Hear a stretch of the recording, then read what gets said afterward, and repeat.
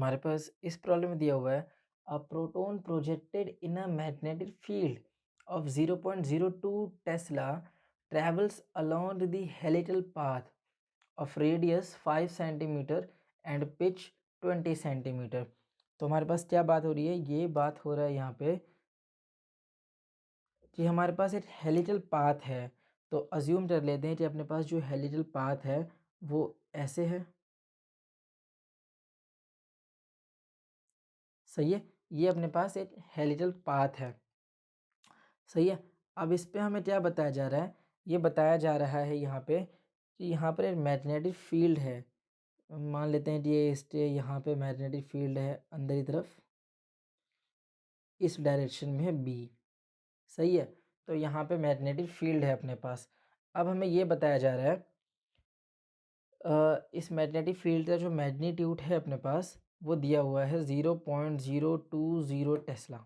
सही है, along the helical path, और ये प्रोटॉन की बात हो रही है यहाँ पे। और ये जो हेलिकल पाथ है इसके लिए रेडियस प्रोवाइड किया हुआ है। कितना रेडियस है, 5 सेंटीमीटर। मतलब कितना हो जा रहा है, 5 × 10⁻² मीटर। सही है, और हमें पिच भी दिया हुआ है। पिच तो हम पी से मान लेते हैं, तो ये दिया हुआ है 20 सेंटीमीटर। मतलब ये हो जा रहा है 20 × 10⁻² मीटर। फिर हमें बताया जा रहा है find the components of the velocity of the proton along and perpendicular to the magnetic field. तो यहाँ पे मतलब है कि हमें जो प्रोटॉन है उसकी वेलोसिटी के दोनों ही कंपोनेंट। अब हमें पता है कि जो वेलोसिटी के दो कंपोनेंट होते हैं वो क्या क्या होते हैं, टू कंपोनेंट्स ऑफ वेलोसिटी। हमें पता होता है कि पहला कंपोनेंट होता है अपने पास we perpendicular,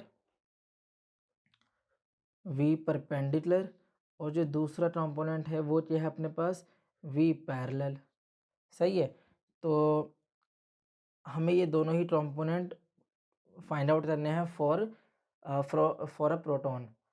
take the mass of the proton हमें बताया जा रहा है।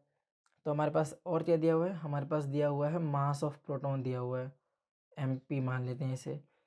तो दिया हुआ है 1.6 × 10⁻⁻27 kg।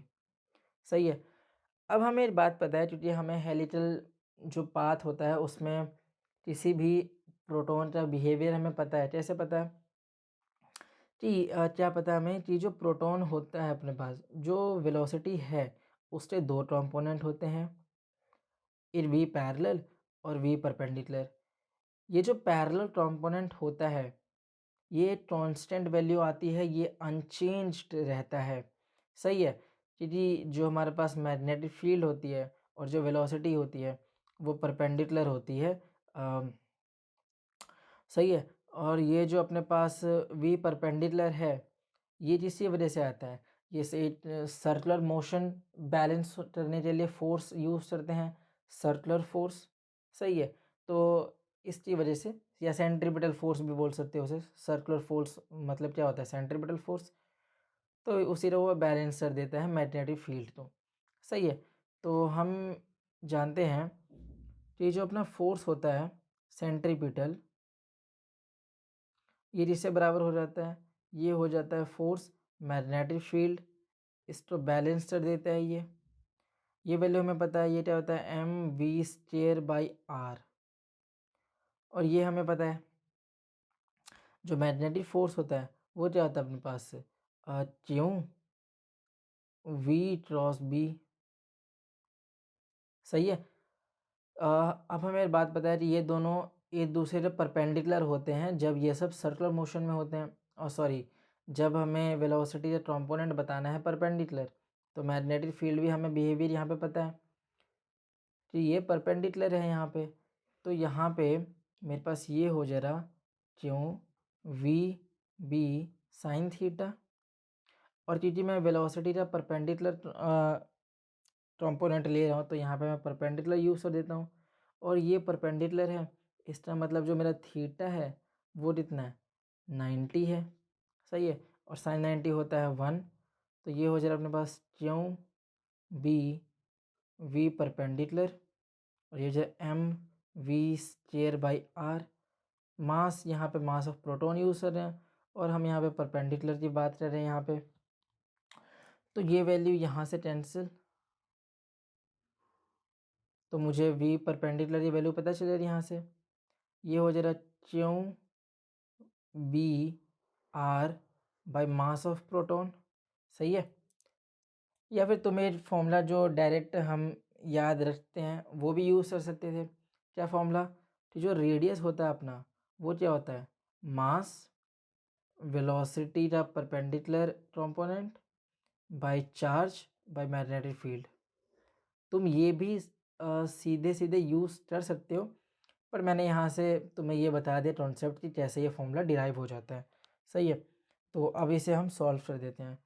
तो जो वी परपेंडिकुलर है, चार्ज की जो प्रोटॉन की बात हो रही है, प्रोटॉन पे चार्ज हमें पता है क्या होता है, जितना चार्ज इलेक्ट्रॉन पे होता है तो 1.6 इंटू 10⁻⁻19। मैग्नेटिक फील्ड अपने पास दिया हुआ है 0.020। रेडियस अपने पास दिया हुआ है 5 इंटू 10⁻⁻2। और मास ऑफ प्रोटॉन अपने पास कितना दिया हुआ है? दिया हुआ है इन्होंने 1.6 इंटू 10⁻⁻27। सही है। अब इसे हम सिंपली सॉल्व कर देते हैं। तो ये वैल्यू तो पूरी कैंसिल, ये हो जाए मेरे पास 10⁻⁻8। ये हो जाए यहाँ से 10⁻⁻6। यहाँ से 1 2 3 तो 10⁻3 नीचे आ जरा, ये कैंसिल तो 10⁻2। तो जो वेलोसिटी का परपेंडिकुलर अपने पास बचता है क्या आ जाता है, ये हो जा रहा है 5 इंटू 2 तो 10 हो जा रहा है। ये डिवाइडेड में यहाँ पे 10⁻2 तो 10⁻⁻4 और ये हो जा रहा 10⁻⁻5। सही है। तो मेरे पास जो वेलोसिटी का परपेंडिकुलर कंपोनेंट है वो हो गया 1 इंटू 10⁻⁻, सॉरी +5 ना ऊपर जा रहा, तो 10⁻5 मीटर पर सेकेंड। सही है। तो यहाँ से अपना जो फर्स्ट प्रॉब्लम है वो तो सॉल्व हो गया, क्योंकि मुझे वेलोसिटी के दोनों ही कंपोनेंट बताने हैं। तो परपेंडिकुलर तो सॉल्व हो गया। अब हम पैरेलल के लिए इसे सॉल्व कर देते हैं। ओके, तो अपने पास जो एक फॉर्मूला होता है, क्या फॉर्मूला होता है? तो जो अपने पास पिच होता है वो बराबर होता है वेलोसिटी का parallel component multiplied by total time या फिर time taken to complete one revolution. सही है। तो मैं यहाँ पे टोटल टाइम ही यूज़ कर लेता हूँ। ये टोटल टाइम क्या होता है अपने पास? यही होता है अपने पास time taken to complete one revolution. तो मुझे अगर वी पैरेलल बताना है तो ये हो जा रहा है मेरे पास पिच बाई टोटल टाइम, तो मैं टी मान लेता हूँ यहाँ पे। सही है। अब हमें फॉर्मूला पता है, क्या फॉर्मूला पता है? अगर मुझे एक रिवोल्यूशन के लिए बताना है वैल्यू, या फिर जिसे हम सब टी बता रहे हैं टोटल टाइम, उसका फॉर्मूला होता है कि जो टी की वैल्यू होती है वो होता है, टाइम क्या होता है? Distance by speed. अब हमें पता है कि जो डिस्टेंस है, क्योंकि ये हेलिकल पाथ है अपने पास, तो ये हो जाएगा 2πr, क्योंकि ये सर्कल की तरफ फॉर्म होता है ना वो। और जो स्पीड है ये क्या हो जाएगा? वेलोसिटी का vertical component, sorry perpendicular component. सही है। तो हमें क्या पता है यहाँ से कि जो अपना टाइम है उसकी वैल्यू है 2πr बाय वेलोसिटी का परपेंडिकुलर कंपोनेंट। तो इस फॉर्मूले को हम यहाँ पे यूज़ कर देते हैं। तो ये जो अपने पास फॉर्मूला है हम इसे इसकी वैल्यू यहाँ पे यूज़ कर देते हैं। तो जो अपना वी पैरेलल है वो कितना आ जा रहा? पिच और टाइम हो जा रहा 2πr multiplied by we T. सही है। तो तुम चाहो तो ये फॉर्मूला सिंपली याद भी रख सकते हो। तो अब हम इसे सॉल्व कर देते हैं। तो जो वी पैरेलल है अपना, पिच की वैल्यू हमें पता है 20 इंटू 10⁻⁻2। ये वैल्यू हमने सॉल्व की थी अभी, कितना आया था? 10⁻5, 1 इंटू 10⁻5। और ये हो जाएगा 2, पाई की वैल्यू 3.14। और जो रेडियस है वो कितना दिया हुआ था हमें? रेडियस दिया हुआ था 5 सेंटीमीटर, मतलब 5 इंटू 10⁻⁻2। सही है। अब इसे हम सिंपली सॉल्व कर देते हैं। तो ये हो जा रहा है मेरे पास 4, ये हो जाएगा मेरे पास 2, यहाँ से आंसर आ जाएगा मेरे पास 2/3.14। तो ये हो जा रहा 10⁻³ और ये ऊपर चल जाएगा तो 10⁻5। ये बेसिकली कैंसिल आउट हो जाए, तो ये रहा 10⁻5। सही है। इसे सॉल्व करने पे आता है मेरे पास 1.57। तो सिंपली अब मुझे इसे सॉल्व कर देना है। तो ये हो जाएगा 100/157 इंटू 10⁻5 वी पैरेलल।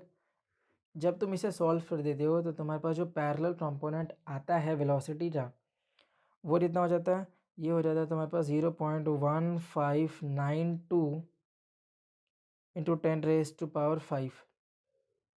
सही है। और ये कितना हो जा रहा है मेरे पास, ये हो सकता है यहाँ से 1.592 इंटू 10⁻6 मीटर पर सेकेंड। तो ये क्या हो जाए अपने पास, यही है अपने पास वेलोसिटी का पैरेलल कंपोनेंट। इससे आसान सॉल्यूशन और कहीं नहीं।